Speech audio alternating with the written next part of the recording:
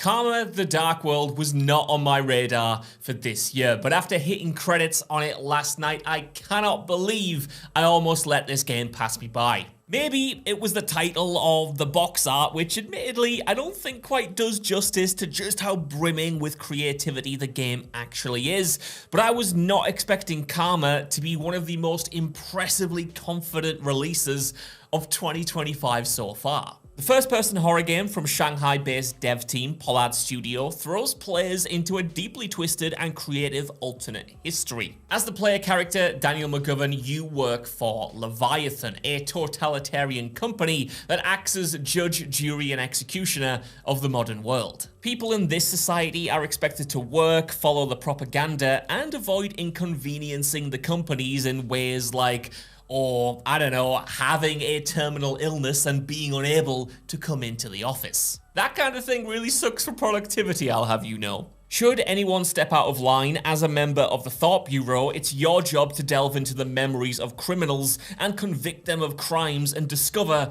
what else they might be hiding. And if all that sounds a little bit George Orwell, that's because Karma wears its artistic influences on its sleeve. And even without that description, one look at the visuals makes it clear that Pollard Studios' game is steeped in the imagery and thematics of 1984. Monolithic screens projecting the word obey, government agents silently disappearing implicated civilians, the uniform clinical working environments full of pneumatic tubes and surveillance cameras.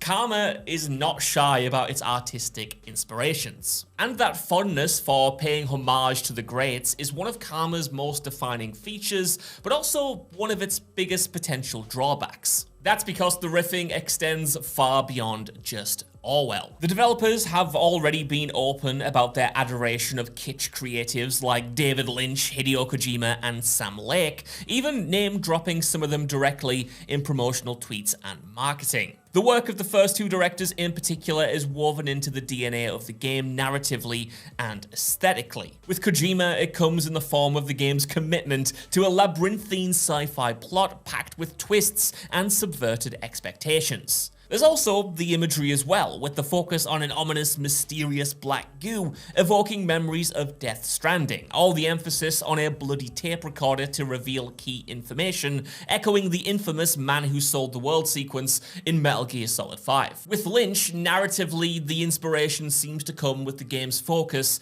on domestic horror. While there is a grander, more winding plot, the game isn't afraid to take detours to interrogate the evil that happens behind closed doors, within family structures and perpetrated by seemingly decent people. Then of course, it's more overtly present in the visuals, like an entire sequence that literally takes place in a recreation of Twin Peaks' Black Lodge. There's even a Dale Cooper collectible to find here if the distinct red curtains and black and white floor didn't immediately give the game away. Karma's inspirations don't seem to stop there though. As mentioned, Daniel works for the Thought Bureau, a job which sees him use a machine to execute a dive, which essentially hooks his brain up to someone else's. In these mind-melting moments, he lives through the memories of someone else, temporarily becoming them, feeling what they feel and thinking how they think. And to avoid forgetting who he is, afterwards Daniel undergoes an abstract personality test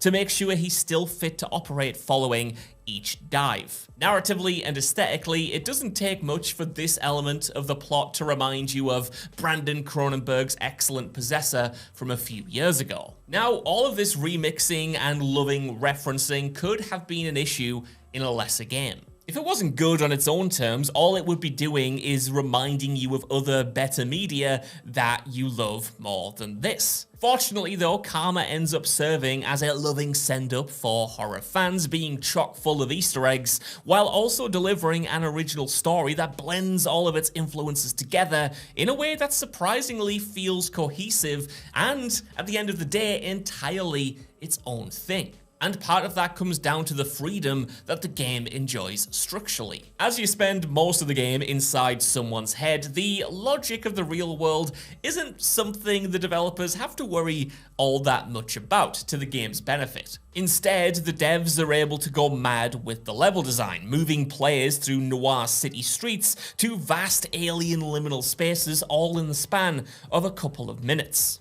It helps that the gameplay is kept simple as well, emphasizing the presentation and story rather than complicating things with too many complex mechanics. And it is important to note that Karma is a cinematic horror game first and foremost, but that doesn't mean that it's just a straight up walking simulator. Yes, there are sections where your only task as a player is to move through the world, but the bulk of the gameplay comes in the form of puzzle solving. The quality of these puzzles varies, with a lot of the early ones being relatively simple but enjoyable enough, while there are some genuine standout ones in the latter stages of the game that give you those little light bulb moments once everything clicks. There are optional, more difficult ones hiding lore items and collectibles as well that pose as an extra challenge for those that want it. And look, I'm secure enough to admit that I absolutely tapped out of a few of these. I mean, truth be told, my brain just isn't made for them. I mean, I look at hieroglyphics like this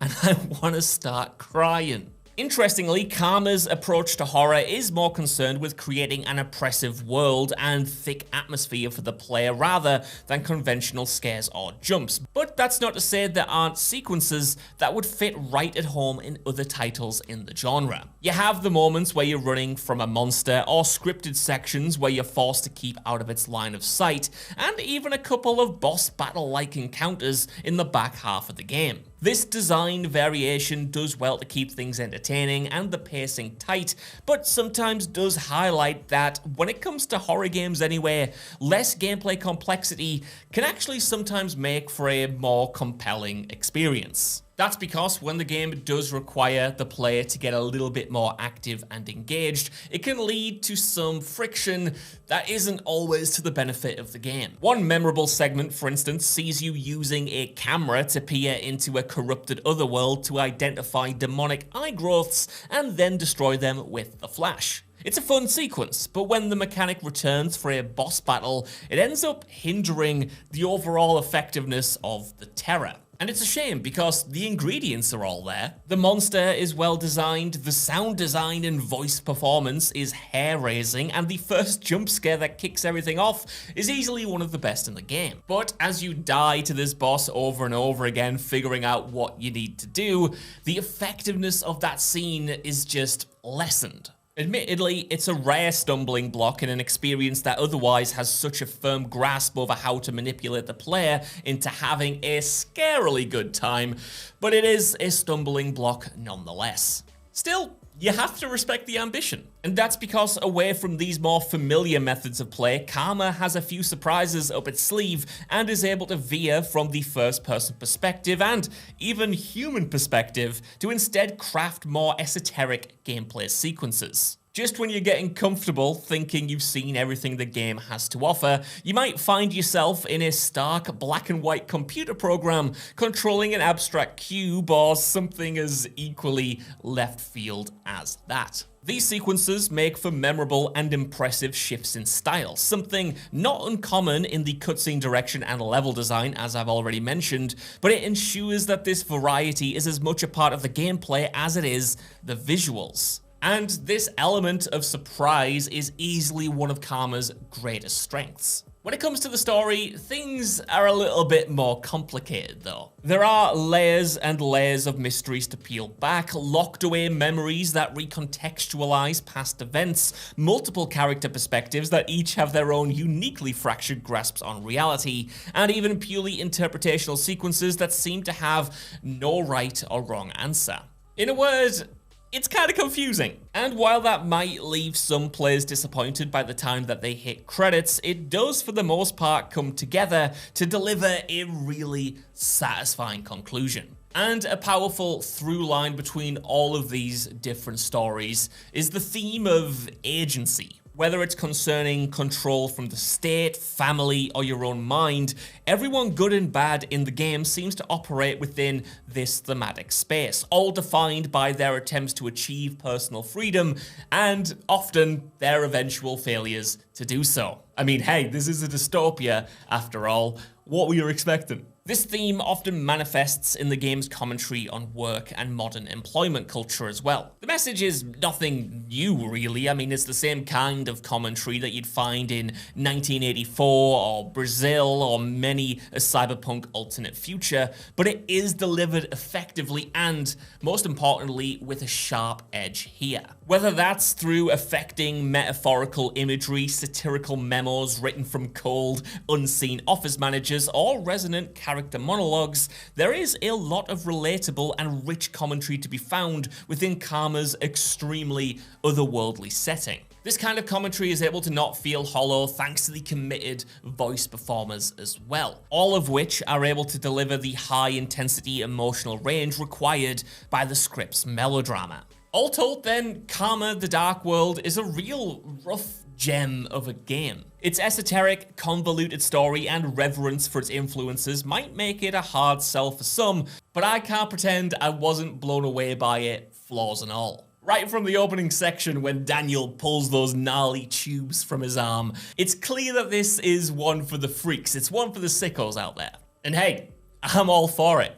And again, even away from that, like I said at the start of this video, I can't remember the last time I was blindsided by a game this so well realized and so confident in its ideas and execution. This isn't really one of those cases where you can see what the developers are going for, but they don't quite nail it, but you enjoy it anyway. This is a confident and polished piece of work. So confident, I'm sick of using that word, truth be told, but it is. It's one of those games where even after half an hour you can tell it's a labor of love, which leads to people like me wanting to gush about it and having most of this video sound like an ad, when it's absolutely not, by the way. I just like the game and want people to know about it. And with incredible visuals, strong scares, and impressive story left turns, it is one gaming experience that I won't be forgetting about anytime soon.